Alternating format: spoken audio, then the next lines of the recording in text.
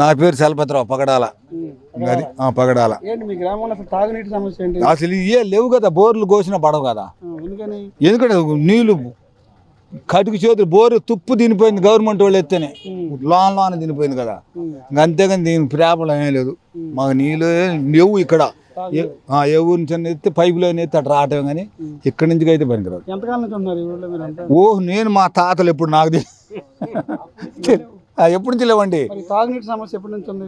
ఉప్పు నీళ్లు తాగడం ఇబ్బంది ఎప్పుడు ఉంది. మాకు ఇద్దరు కుంటల్లో పెట్టేవాళ్ళం మంచి నీళ్ళు. కుంటల్లో కంపి అడ్డం మీద గొడ్డు పడకుండా ఉండి తెచ్చుకొని అప్పుడు బాగా నీళ్ళు బాగా. ఇప్పుడు ఈ మందులో చేరిన కుంటలు నేను నల్లగా అయిపోతాయి. చాలా లేదండి, ఇన్నేళ్ళు నాకు గుర్తులేదు. మళ్ళీ అది ఉండమాట చెబుతుంది. అంతేగాని రెండోది అప్పుడు బాగానే ఉండేది. ఇప్పుడు ఈ మందులు వేసి కానించి కుంటల నీళ్ళు తాగబుద్ది అట్లా అది ఎత్తే బండి ఎత్తే నీళ్ళు తాగటం లేదు. ఇప్పటికి వస్తే రాని చేసింది మీరు ఆ నీళ్ళు అది బతకలేడు కదా. నెప్పులు పుప్పులు సంగతి కొనుక్కోవటం. మరి ఈ నీళ్ళు ఎట్ట మరి మన తాగడానికి నీళ్ళు కావాలా? ఇప్పుడు క్యాన్ పెట్టాం, కచోడి క్యాన్ తాగుతాం ఇక్కడే. మరి ఈ లేకపోతే తాగలేదు చెప్పు, మీరు చెప్పండి. మరి ఆ నీళ్ళు లేవు రాలా. నిన్న మన రాకని అల్లాడి తెచ్చి బండి ఉండేవాళ్ళు తెచ్చుకోవడం, బండి లేని వాళ్ళు మేకుండా అయ్యాయి అనుకోవటం. అది ముందు మాట ఏదండి నీకు చెప్పపోవటం.